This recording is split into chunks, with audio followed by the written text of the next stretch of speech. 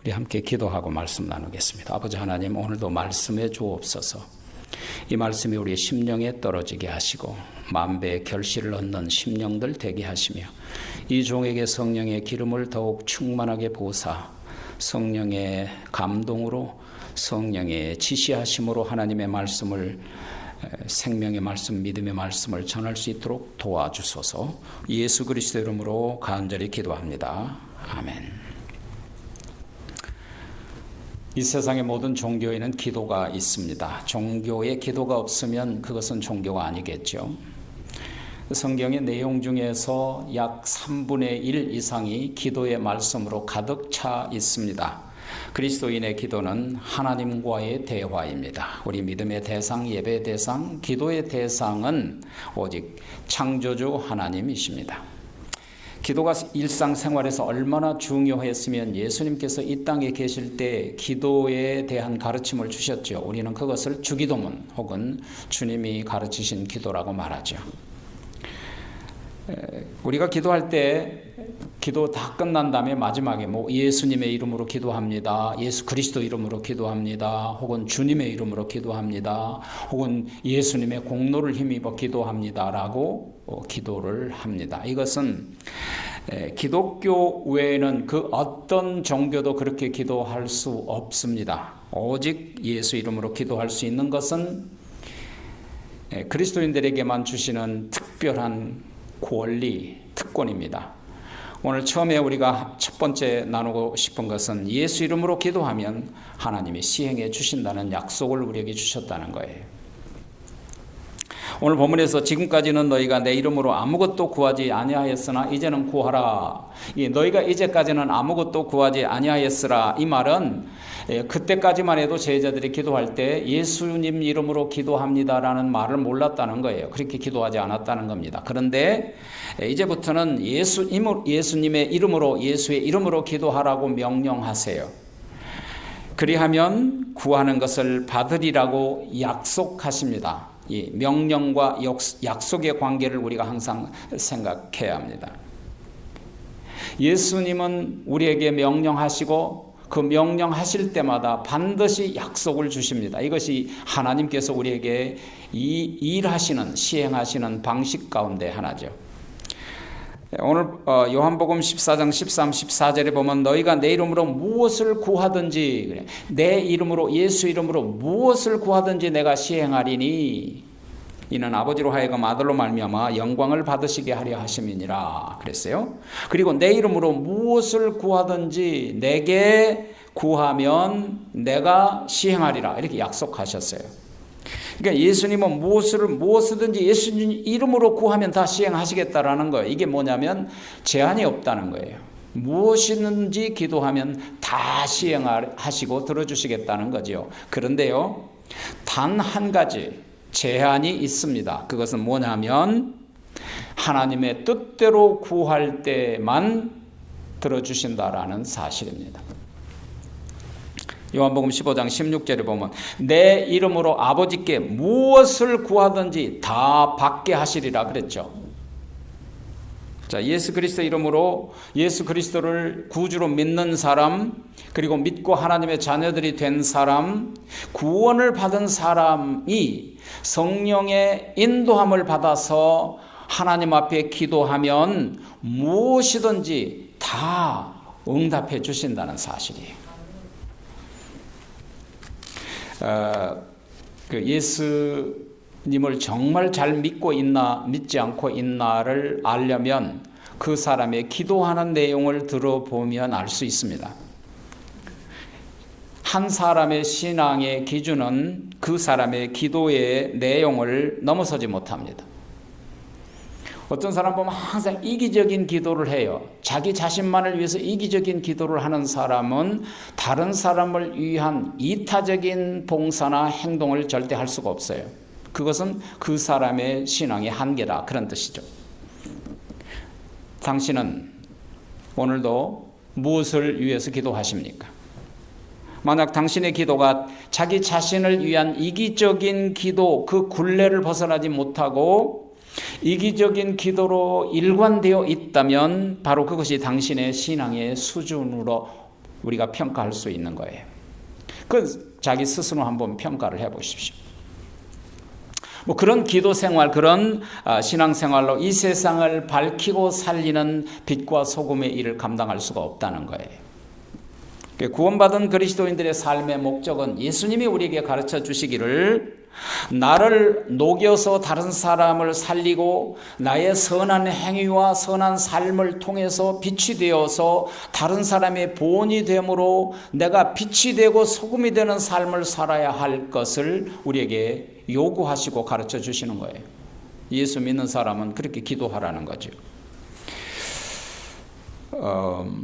어느 책에 보니까 이런 기도의 내용이 적혀 있더라고요. 사랑하게 해 주시옵소서 주님처럼.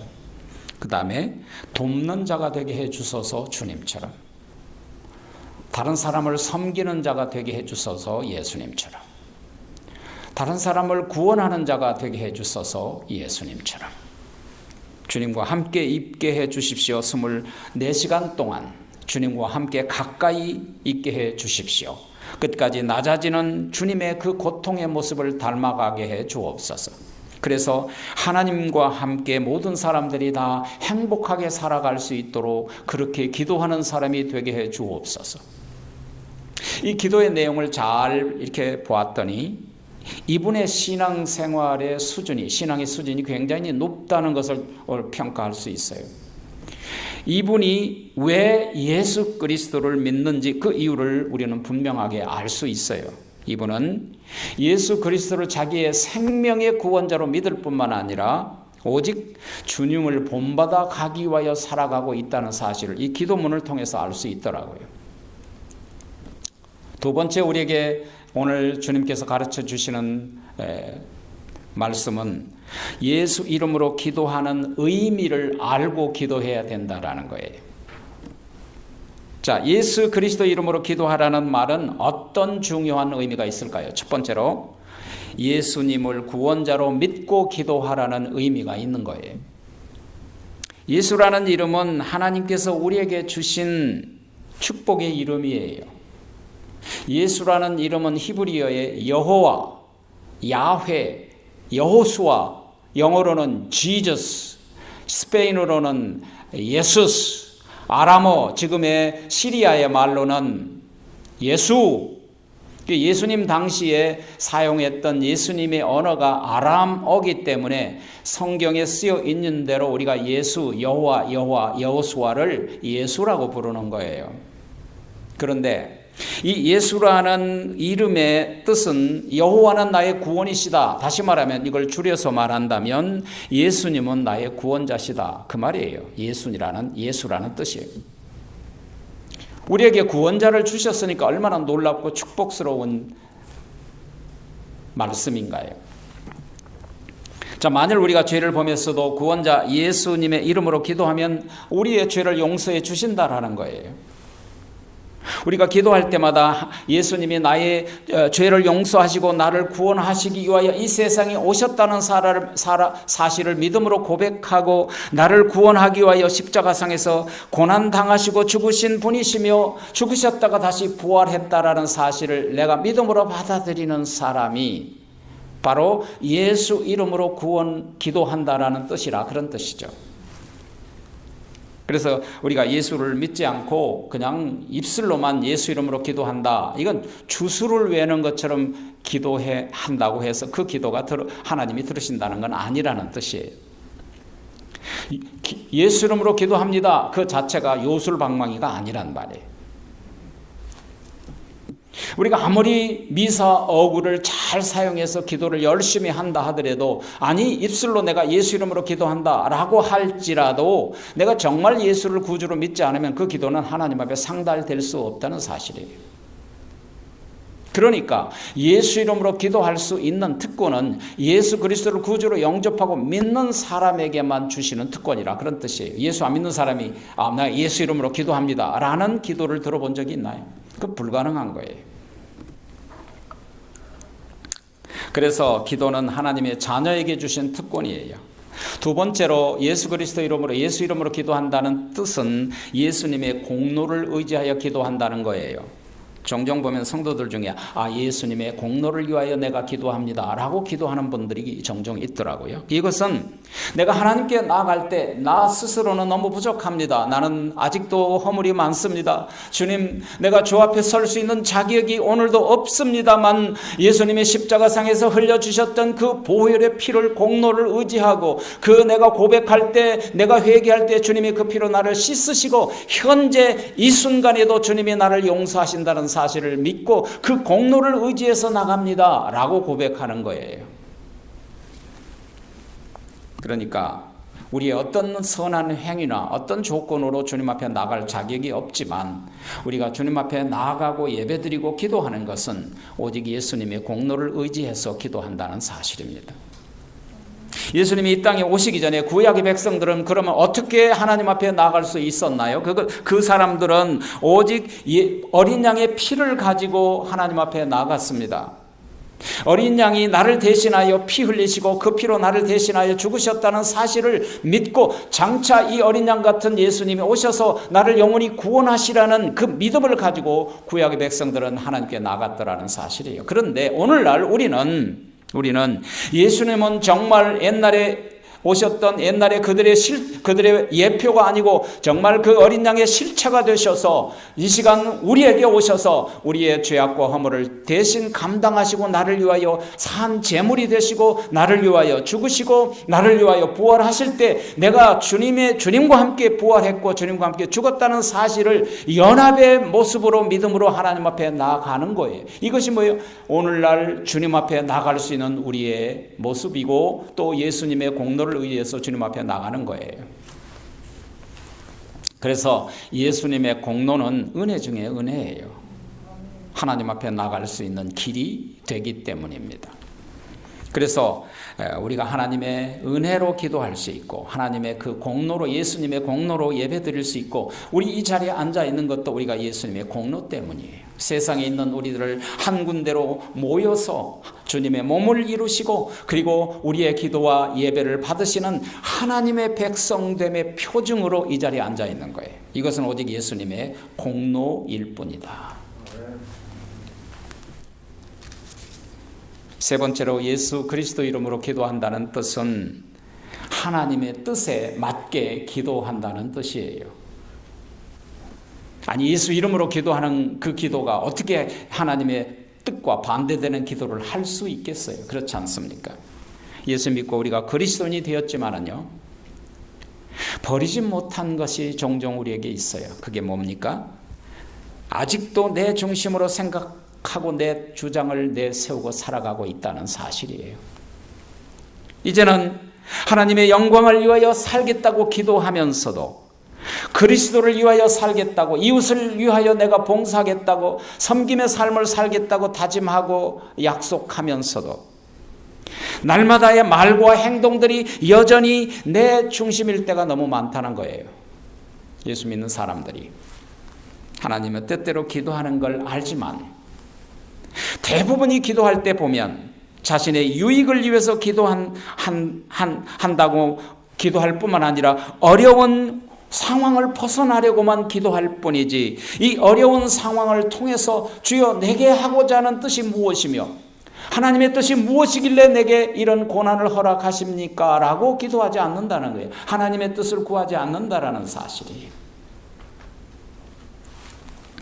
그러나 예수님 이름으로 기도한다는 것은 이런 거예요. 예수님이라면 이 상황에서 무엇을 구하실까? 예수님이라면 이런 상황에서 과연 원하시는 것이 무엇일까?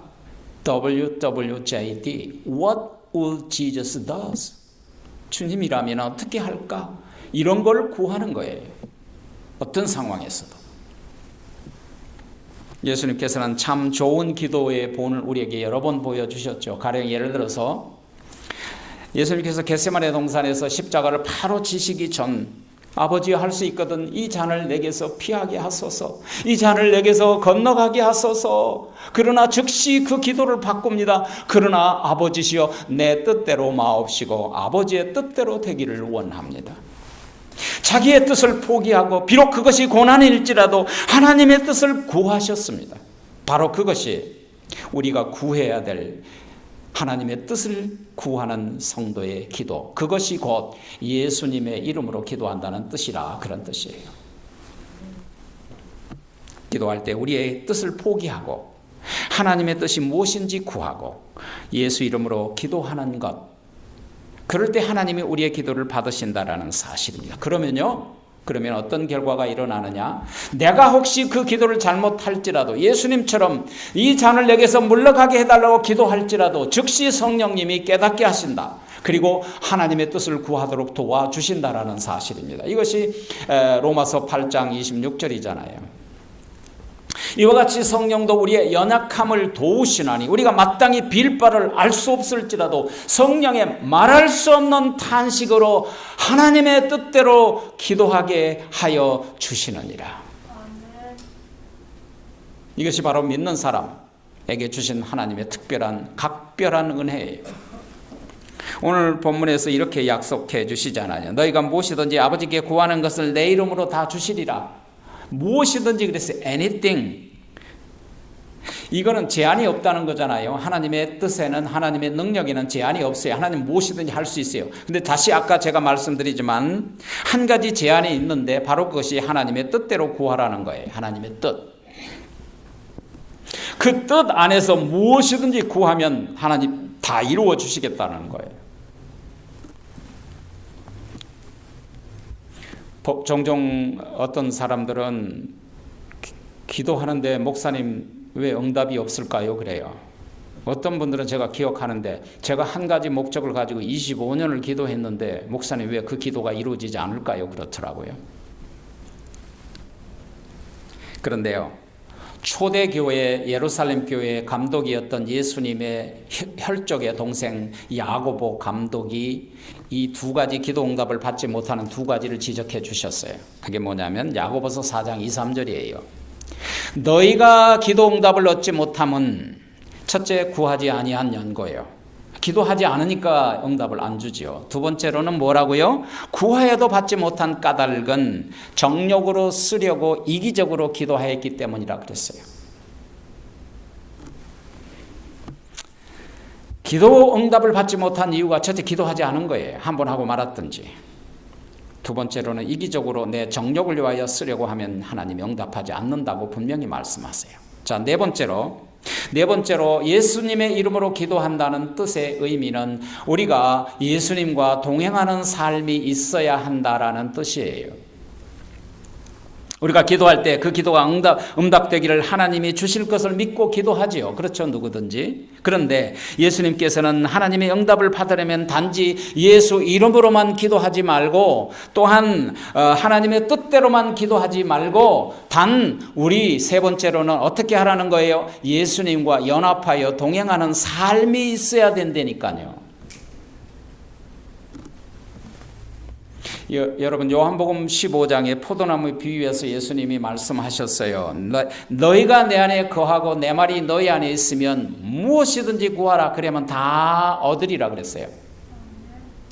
여기서는 보면 너희가 내 안에 거하면 뭐못하면 조건이에요. 그리하면 다 얻으리라예요. 자, 내가 너희 안에, 네 말이 너희 안에 거하는 삶은 동행하는 삶이에요. 연합하는 삶. 이 삶이 있을 때 네가 무엇이든지 구하면 내가 이루어 주시겠다는 거예요. 예수님 안에 거한다는 것은 내 삶의 우선순위가 예수님이 내 자리에 잡고 내가 어떤 삶의 우선순위가 예수님이에요.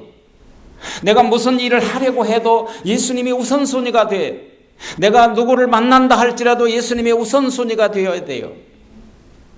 예수님의 우선적인 삶, 나의 중심에 가장 우선적인 삶을 주장하고 계신 분이 예수님이요. 그래서 그분이 나의 주님이라고 하는 거예요. 나의 주인이라고 하는 거예요. 이런 삶을 사는 것이 하나님과 동행하는 삶이고 그런 삶을 사는 것이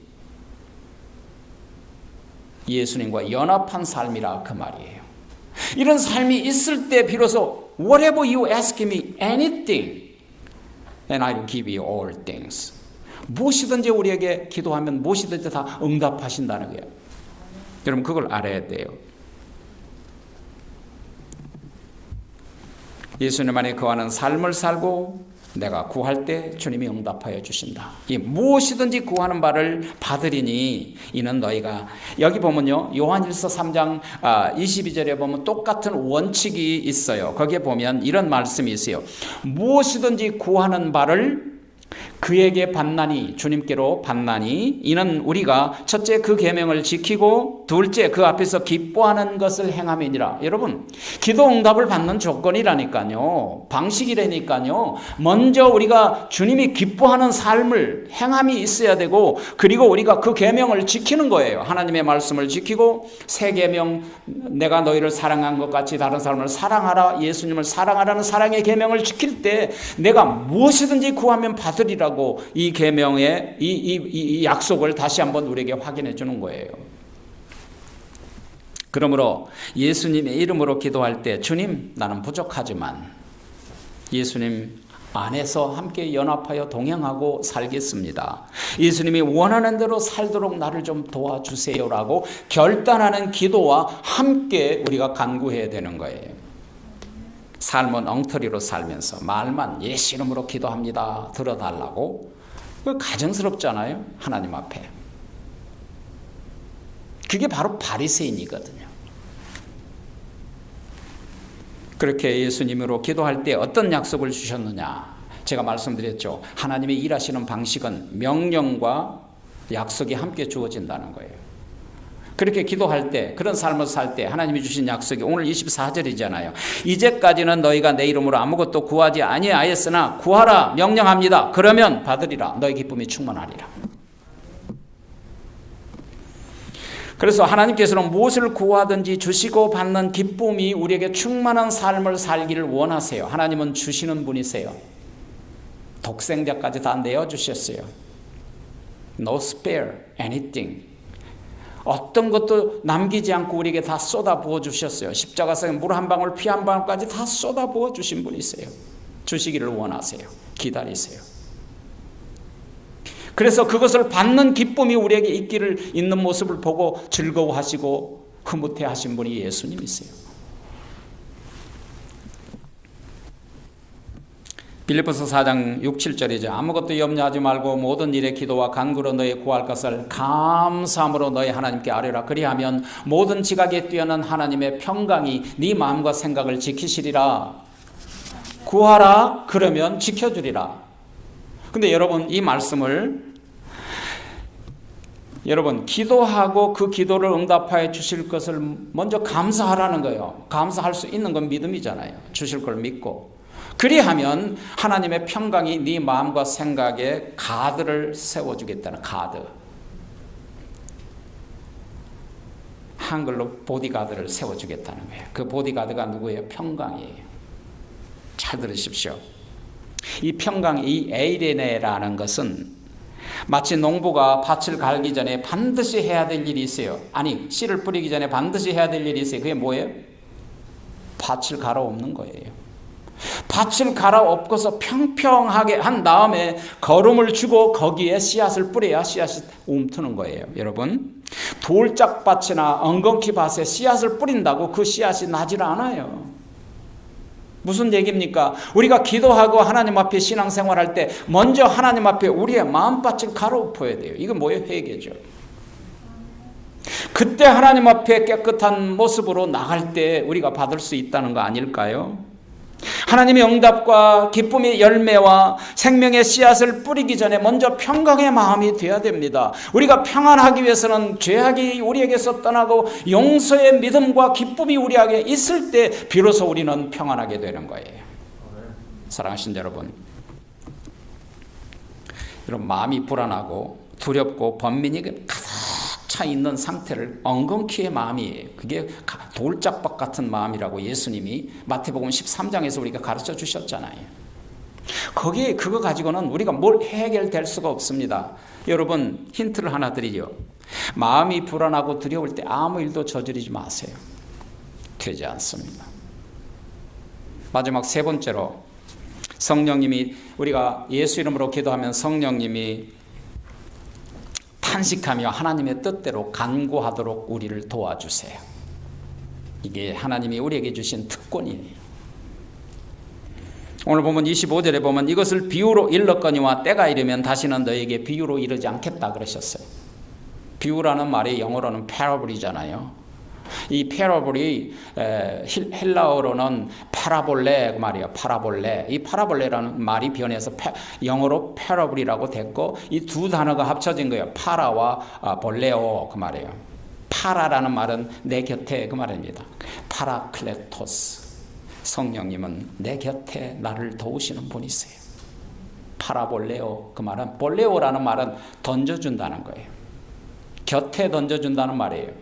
여러분 직접 나에게 직통으로 주지 않고 옆에 던져주신다라는 거예요. 이게 뭘 의미하느냐면 예수님이 우리에게 말씀하실 때 직접적으로 말씀하지 않고 옆에 던져주시는 것처럼 깨달을 사람은 깨닫게 하고 깨닫지 못한 사람은 깨닫지 못하게 했다는 거예요. 지금까지. 그런데 때가 이르면 내가 너에게 파라볼레로 비유로 말하지 않겠고 직통으로 가르쳐 주겠다. 지금 그런 말씀을 하시는 거예요, 여러분.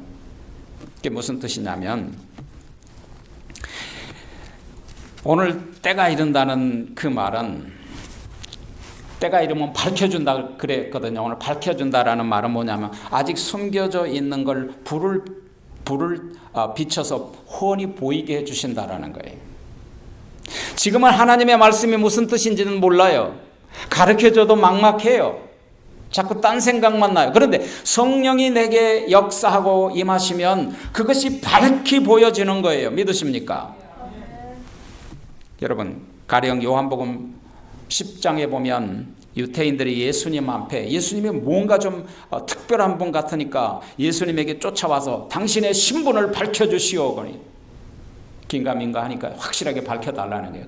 그렇다고 예수님이 안 밝혀주셨나? 예수님은 하나님의 아들이시오. 예수님은 하나님과 동일하신 분이라고 여러 번 얘기를 했습니다. 그럼에도 불구하고 그들의 영이 아직 어두움에 있어요. 깨닫지 못하는 거예요. 왜? 그들에게 성령이 임하지 않았기 때문에 그런 거예요. 오늘 본문에서 예수님께서 때가 이르면 다시 밝혀주겠다. 그러면 그 때가 언제일까? 그것은 이미 2000년 전에 예수님이 십자가상에서 죽으시고 3일 만에 부활하시고 승천하신 다음에 열흘 만에 마가의 다락방에 사도행전 2장에 내려주신 성령에 임하시면 그때를 얘기하는 거예요. 여러분 각자에게 성령이 임하시면 불을 밝혀주듯이 하나님의 말씀을 들을 때 환히 깨닫게 하시고 밝혀준단 말이에요. 비유로 얘기 안 하시겠다는 거예요. 성령이 임하시면 밝히 밝혀주셔서 깨닫게 하시겠다는 거예요. 오늘 본문 2절에 26절에 보면 그러잖아요. 그날에 성령이 임하면 여러분 각자에게 성령이 임하면 그날에 너희가 내 이름으로 구할 것이요. 그러니까 성령이 임할 때 예수 이름으로 기도할 수 있다라는 뜻이고 그리고 내가 너희를 위하여 아버지께 구하겠다 하는 말이 아니다. 그날에 성령이 임하면 너희가 직접 하나님께 예수님 이름으로 기도할 것이다. 근데 성령을 받으면 직접 어떻게 돼요? 성령 받은 사람만 예수 이름으로 하나님께 기도할 수 있는 힘이 있고 능력이 있어요. 성령이 임하시면 직접 아버지 하나님께 예수님의 이름으로 기도할 수 있어요. 성령이 임하시면 직접 하나님께 나아가서 예배 드릴 수 있어요. 찬양 드릴 수 있어요. 여러분들처럼요. 근데 예수님께서 큰 소리를 지르시고 십자가상에서 운명하실 때 마가복음 15장에 보면 뭐라 그랬어요? 이에 여기 가로막혀 있는 휘장이 위로부터 아래로 쫙 찢어지시며 하나가 둘이 되었다 그랬어요. 그 말은 뭐예요? 예수님이 육체로 십자가상에서 죽으시고 하나님과 우리 사이에 가로막혔던 죄악의 담벼락을 무너뜨리시고 우리가 성령이 임하심으로 하나님께 나가서 직접 예배드리고 하나님께 나가서 기도하고 하나님께 나가서 회개함으로 하나님으로부터 용서함을 받고 우리가 하나님께 예배드리고 우리에게 주신 말씀을 받고 하나님과 직접 교통하며 주님과 연합하며 살아갈 수 있는 길을 열어주셨다 그런 뜻이죠. 여러분 그렇다고 해서 내가 너에게 다시는 비유로 얘기해 주지 않겠다라는 말씀으로 받아들이면 안 돼요. 이런 뜻은 뭐냐면 무슨 뜻이냐면 보혜사 성령님이 오시기 전에도 예수님께서는 우리에게 중보자였어요. 그리고 성령님이 오신 후에도 우리가 예수 믿고 구원받은 후에도 역시 예수님은 영원하신 중보자세요. 요한 1서에 보면 보혜사 성령님이 오신 후에도 예수님이 성부 앞에서 대언자로 우리를 대언해 주신다 그랬어요, 여러분. 요한 1서 2장 1절에 보면 만일 누가 죄를 범하여도 아버지 앞에서 우리에게 대언자가 계시니 의로우신 예수님이시라. 만일에 우리가 죄를 짓고 하나님 앞에 예수 이름으로 기도합니다, 회개합니다라고 기도하면 하나님 옆에 대언자로 계신 예수님이 저는 내가 보혈의 피로 값주고 사셨습니다, 제가 저 죄를 용서하였나이다 라고 대리로 대언해 주신단 말이에요. 그분이 누구예요? 예수님이세요. 오늘 본문 34절에 보면 로마서 제가 이제 로마서 8장 보면 8장 34절에 보면 이런 말씀이에요. 누가 정죄하리요? 죽으실 뿐만 아니라 다시 살아나신 이는 예수님이시니 지금은 하나님의 우편에 앉아 계신 자요 우리를 위하여 중보하여 주시느니라. 간구하여 주시느니라. 그분은 곧 하나님 우편 보좌에 앉으셔서 우리를 위하여 지금도 중보 기도해 주시고 계세요. 하나님, 저 영혼이 아직 구원받지 못했는데 저 하나님의 복음을 듣고 있사온데 마음을 열어 깨닫게 하시고 듣게 해주소서. 따라서 예수님의 중보는 성령 이후나 성령을 이전이나 중보자는 영원한 중보자가 되신다, 그 말씀이에요. 그러므로 성령이 오시면 우리가 어떻게 기도해야 하는지를 깨닫게 해주시는 것도 역시 중보자이신 성령님으로 말미암아 우리가 깨닫게 하시는 거예요. 그렇게 해주신 이유가 뭐냐? 우리를 구원하시고 그렇게 해주신 이유는 우리가 하나님을 사랑하고 그리고 우리가 믿음으로 구원받게 하려 함이에요. 그 말씀을 오늘 본문 27절에서 이렇게 말씀하세요. 이는 너희가 나를 사랑하고 또 내가 너 하나님께로부터 온 줄을 믿었으므로 하나님 아버지께서 친히 너희를 사랑하심이니라. 우리가 예수 그리스도를 영접하고 믿음으로 구원받아서 하나님의 자녀가 되어서 그리고 하나님의 사랑을 깨닫고 하나님을 사랑함으로 말미암아 우리가 하나님을 사랑하면 하나님이 우리를 사랑하신다, 그 말입니다. 하나님은 구원받은 자들에게 있어서는 너희가 나를 사랑하면 나도 너희를 사랑할 것이요, 너희가 나를 찾고 찾으면 내가 여기 있다 할 것이요, 너희가 나를 떠나면 나도 너희를 떠날 것이요. 잘 생각하셔야 합니다. 친히 사랑하신다라고 이 말씀은 아우토스라는 말인데 참 흥미로운 말입니다. 아우토스라는 건 영어로 오토가 됐어요. 오토매틱이라는 말이 있잖아요. 그 뜻은 뭐예요? 자동적이라, 본질적이다. 그 말은 뭐예요? 자발적이다, 주도적이다, 자의적이다, 그 말이에요. 오토란 말이 친히 그 말입니다. 아우토스.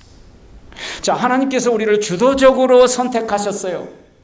하나님께서 우리를 주도적으로 이끌어 가십니다. 하나님은 주도적으로 이 역사를 이끌어 가세요. 하나님께서는 자발적으로 오늘도 우리를 사랑하세요. 하나님께서는 자발적으로 우리가 회개하면 용서하십니다. 하나님의 사랑은 자의적으로 우리를 사랑하세요. 그의 사랑은 아우토스, 자의적인 거예요. 그러므로 요한일서 4장 9절 10절에 보면 하나님은 사랑이시라. 하나님의 사랑이 우리에게 이렇게 부은바되었나니 하나님이 자기의 독생자를 세상에 보내신 것은 그로 말미암아 우리를 살리려 하심이니, 그게 바로 사랑은 여기에 있으니 우리가 먼저 하나님을 사랑한 것이 아니라 하나님이 먼저 우리를 사랑하셨느니라. 우리의 죄악을 속하시기 위하여 화목제물로 하나님이 먼저 자발적으로 십자가상에 자기 아들을 내어 주셨느니라. 그것이 하나님의 사랑의 증거예요. 십자가는 하나님의 사랑의 증거예요. 로마서 5장 8절에 보면 우리가 아직 죄인 되었을 때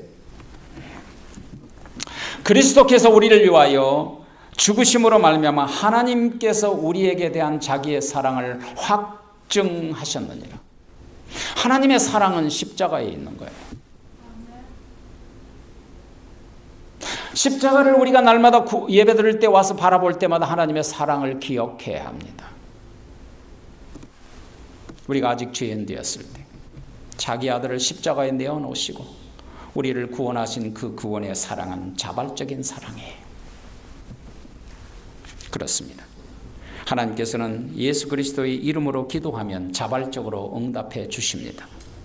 우리가 기도의 응답을 받으려면 첫째, 믿음으로 기도해야 합니다. 정욕으로 구하지 말아야 합니다. 하나님의 뜻대로 구해야 됩니다. 네 번째로는 예수 그리스도와 동행하는 삶이 반드시 있어야 합니다.